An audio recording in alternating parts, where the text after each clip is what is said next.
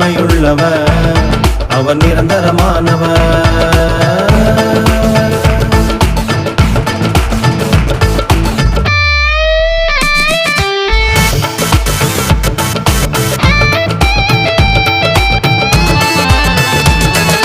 வார்த்தையை நீயும் கவனித்து பார், என்றும் பிழைத்திடுவாய்.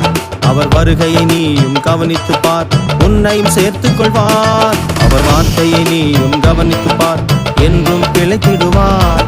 அவர் வருகையை நீயும் கவனித்து பார், உன்னையும் சேர்த்துக் கொள்வார். கவனி கவனி, இயேசு கிறிஸ்துவை கவனி.